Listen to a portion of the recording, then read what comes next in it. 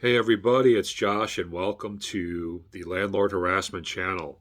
Now, we're closing out Brent Haverkamp week here at the Landlord Harassment Channel, and I'm going to be reading you the final email of Brent Haverkamp week. Now, there's one or two emails I sent him over the course of that year that I just can't find right now for some reason. But I'm just going to let those go for now because between the last emails that I posted here and the email I'm about to read today, you guys, you guys can kind of get the vibe.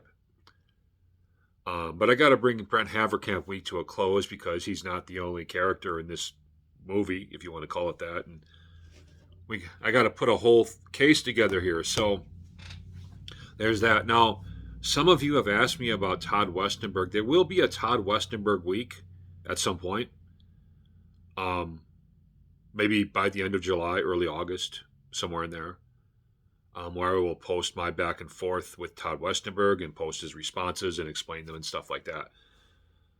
Now, unlike Brent, Todd actually did respond a couple of times before he kind of stopped doing so. But we'll get into Todd another day. This week, okay, this week here, or next week, I haven't figured out which, but the next week coming up is going to be Haverkamp tenant review week, which is where I'm going to be reading reviews for you guys that other tenants have said about Haverkamp Properties. And I'm going to read the negative ones. And I don't know if I'm going to do one review per video, two reviews per video. Not sure yet, but we're going to have a whole week dedicated to that. And we're going to. The reason for that is because I want you guys to realize that when I talk about the noise issues in the building and how nothing gets done about it, I wasn't kidding about that. So there's that. I feel like I had one more announcement. So Haverkamp Tenant Review Week is going to be either this week or next week. I don't know. This is the 4th of July week. Not a lot of people are going to be on YouTube. The only reason I'm even making a video today is because I want to finish out Brent Haverkamp week. You know what I'm saying? And I don't want to wait till next week to do that because I want to move on next week. Oh, yeah, as far as the court hearing, there's other logistical issues in my way as far as figuring out how to get it posted to YouTube. I will get those cleared up, and you guys will hear the entire eviction hearing. Okay, so that will happen. Probably within the next couple of weeks, 3 weeks at the most. Okay, it's going to happen. I just have to, I'm not very tech savvy, and the file that this video was created on isn't recognized by a lot of computers, so it's just, there's a lot of logistical issues in my way. But I'm going to get that figured out, and I'm going to play the entire hearing for you guys to listen to and to watch yourself. And you're going to see the kind of person that Brooke Farmer and the kind of people that Haverkamp Properties really are. When that hearing is posted. Did I have another announcement? Oh, this is also going to be a health-related video. I'm going to do guys, I talk about my health and my health journey. I rarely combine my videos about Haverkamp and my landlord with my health videos, but given that this is 4th of July week and I don't really want to make a video tomorrow, and I might just chill out this whole week. I'm not even sure. But I'm just combining what would normally be two videos into one video today. So first, you're going to hear my final email to Brent Haverkamp, and then we're going to talk about something I want to say about my health journey. Okay, so here we go. Now, this email to Brent Haverkamp is about a month or so before the eviction hearing. And I know this is coming. And this is after a year of Brooke's bullying tactics and me not putting up with her and so on and so forth. So I emailed Brent Haverkamp, remember, owner of Haverkamp Properties. And here's what I said. Brent, the title of this is it. Brent, are you really okay with this eviction? That's the title of my email. Brent, are you really okay with this eviction? Are you truly okay with me facing eviction because I left a note for the upstairs neighbors telling them to knock off the noise you are making? Is this the kind of Christian you are? He claims to be this benevolent Christian. He's like on the elder team at Cornerstone Church, which is a mega church here in town. Talked about them in other videos. Is this the kind of Christian you are? Is this the kind of man you are? Listen, Brent, I have lived a quiet life in here and have been a quiet paying tenant for 8 years. The only reason I am being evicted is because Brooke has developed some sort of obsession with me and has been trying to bully me out of my lease for some time. She makes rules for me that she doesn't impose on anyone else and tries to evict me when I don't follow her orders. I'm sure you've seen some of my videos that discuss this. She can't stop harassing me, even after sending me an eviction notice. She has now stooped to the level of having her boyfriend send me nasty messages on my own social media. I am about to send you the relevant screenshots in order to demonstrate this to you. And then I explain the screenshots and who this is, and you guys will see that. What all this means is this. Brooke has committed a major violation of landlord-tenant confidentiality, thus putting my privacy and my security at risk. Her boyfriend did not find my channel on his own. 90.9% chance that Brooke has been discussing me with him, hence the violation of landlord-tenant confidentiality. Besides, who wants to keep an employee at a real estate company that has her boyfriend send her tenants stupid messages? Also, please put a hold on the eviction proceedings until you can conduct your own investigation into everything that's been going on. Brooke really has been harassing me and coming after me in a way that she never does with other tenants. I just can't fully prove it because I can't access her emails. But you can. I would love for you to go over her emails from the last year and see if there's any difference in the way she approaches me from the way she approaches other tenants.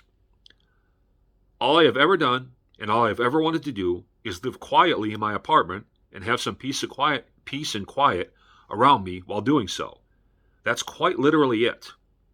But Brooke has gone out of her way to make sure that I have absolutely no options for combating the noise in here. She is actively trying to make me feel like my only options are to passively accept the noise or to break my lease and to leave. This is the very definition of landlord harassment by Iowa law, which it is. Because Todd is protecting her, she gets away with it. Listen, I'm going to drop a video in the next day or two on my YouTube channel. Okay, so you guys don't need to read that paragraph. You can see that. I'm going to post the entire email at the end of the video, so if you want to know what this particular paragraph says, you can read the email at the end of the video. Listen, Brent, I don't want to fight. I really don't. I just truly want to live in peace and quiet and have my rights respected while doing so.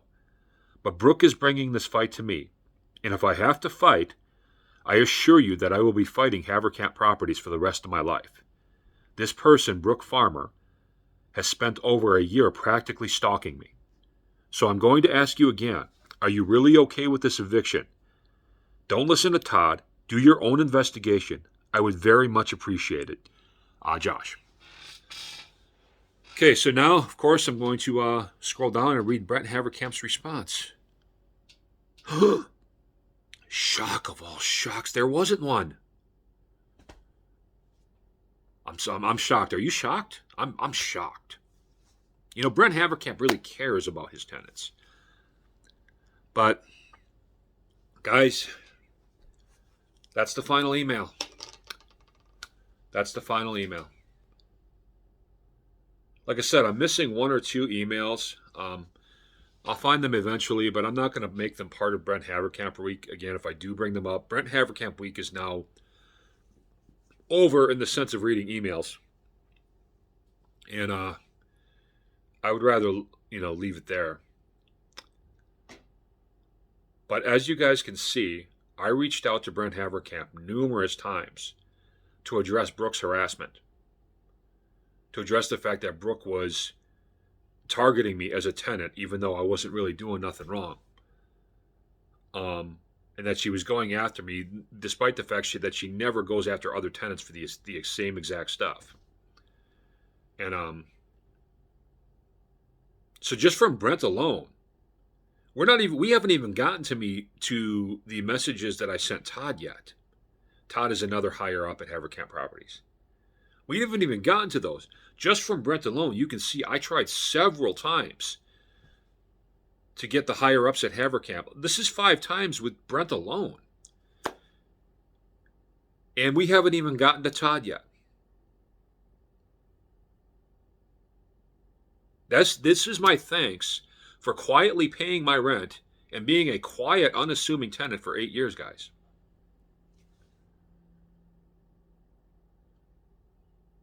And given how sick I was, that whole year I was struggling badly with my health. Like, do you really think I wanted to get up and hit the ceiling at my upstairs neighbors? I was in horrible health. Every time I would stand up from a lying position, my heart would beat and pound and race for like a good 3 or 4 minutes. So it's not like it was fun for me to hit the ceiling to get, but I did it because the neighbors would stomp and pound and let children run around all the time and all kinds of stuff. Meanwhile, I'm just trying to live in my apartment the way I agreed to live in my apartment, which is quietly without disturbing my neighbors. And this is the thanks I get for 8 years of giving them my business. My goal really is to get every penny back that I ever really spent with them.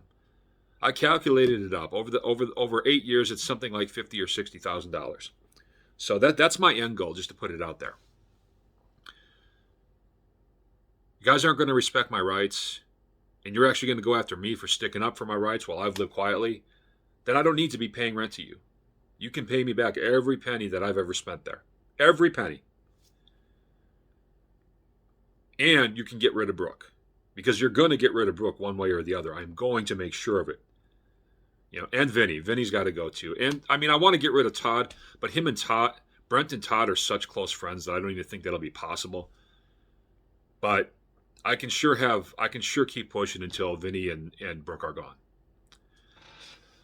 Okay, guys, moving on. Like I said, this is a combined two-parter video. And now we're going to talk about health and my weight loss journey and what I have to say today about that. It's the 4th of July. So for those of you who are on a diet and health journey, if you want to cheat today or tomorrow, go ahead. Do what you want. The 4th of July only comes along once a year. I personally don't cheat on the 4th of July, but if you do, that's cool. Okay, there's nothing wrong with that. Have your cheats. But don't cheat the entire weekend. Don't cheat today and tomorrow. Pick one day to cheat, and that'll be your cheat day. And then eat as much cheat food as you want on that day. That's fine. But just don't do it 2 days in a row, because if you cheat for one day, you can always fall back into your routine the day after that. But if you cheat for 2 days, 2 days becomes 3 days a lot of times, then 3 days becomes 4 days, and before you know it, you're cheating 2 days a week, 3 days, and you're always giving yourself an excuse to cheat. Don't do that. Pick one day. Pick the night that you're going to go watch fireworks. Cheat your butt off that day. And then once the 4th of July is over, go back to living on your normal health journey. Now, guys, there's no excuses not to stick to a clean diet. I always say the patience is the hardest part of this health journey. But that's just what you got to do. I'm going to give you guys a little bit of tough talk here today, because I've seen a lot of people fall off who don't have near the battle to fight that I do. If I can fight this battle, so can you. Let me tell you guys something. On top of all the health issues that I've talked about from before, I also have a crap metabolism. My metabolism is terrible. I mean terrible. I once gained like 55 pounds in 1 month, and I didn't even change my eating habits. It's just that my metabolism has gotten so bad that pretty much all processed food that I eat just stays in my system and really doesn't leave. You know what I'm saying? It almost all gets processed as fat. Now, part of this is genetic. I had 2 parents that were at one point over 400 pounds. So, unfortunately, I don't have very good genes when it comes to metabolism. I generally only lose 4 to 5 pounds a month. On a good month, I might lose 8.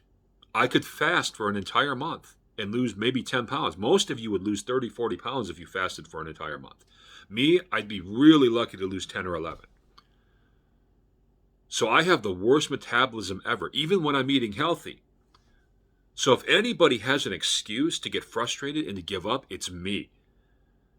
Because most of you, if you had followed my diet for the last 2 years, you would have been at your goal weight like a year ago. Me, I've been on this for 2 years. I'm not even close to my goal weight yet. All right? So if I can stick with it, with all these frustrations and knowing I'm only going to lose 3 to 5 pounds a month, no matter how healthy I eat, no matter what I exercise, whatever, then I know that you guys can stick to your diets. Okay? Whatever your health routine is, you can stick to it.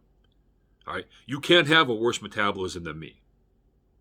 I mean, there's a few of you that probably do, but most of you don't. Most of you, if you ate the way, I mean, I have eaten perfectly, guys. Very few people eat cleaner than I have in the last 2 years. I have not touched processed sugar since May of 2021. That's 26, 27 months. I've only touched any form of processed food whatsoever 10 times in that 2-year period. And yet I'm still nowhere near my ideal weight. Most of you would already be there, but because I have a horrible metabolism and other things going on, no matter how good I do, it's slow going. So if I can stick to it and get through all those frustrations, I know the rest of you can do the same. So use me as an example. And I'm not saying I'm some great man, but I'm saying that I have the most uphill battle to climb of any of you when it comes to truly reaching my ideal weight, my optimal health. I mean, outside of people who have like cancer and stuff, but we're just talking about like weight loss and internal health here. Because no matter what, I'm not going to lose as much weight as most of you do on the same exact diet. Think about how frustrating that would be for you. All right? Not only that, I have had 2, not 1, but 2 plateau periods. And those plateau periods lasted 3 freaking months. Both of them. Plateaus are only supposed to last 2 weeks, 3 weeks, a month at the most. I have had 2 periods where I've gone and weighed myself, and then I've gone in and weighed myself 3 months later, and I was the exact same weight I was 3 months earlier. Exact same. And this has happened to me not once, but twice. How many of you would have just been frustrated as hell and just given up? I was frustrated. I was pissed. But my mind wasn't even coming close to just giving up. If I can deal with all this, then I know you guys can stick to your diets too. Because most of you, as hard as your road is going to be, it's going to be a hell of a lot easier than mine. There's still no end in sight for me. I'm still got 95 pounds to lose after 2 years of eating healthy. So if I can stick with this, you can too. That's all I had to say, guys. Happy 4th of July. Cheat as much as you want on the 4th of July. Just pick one day out of the weekend, not 2, to do it, and you'll be good. I'm going to post Brent Haverkamp's email at the end of this video here, and or my email to Brent Haverkamp. And again, I would post his response, but again, there wasn't one. So there you go, guys. Happy 4th.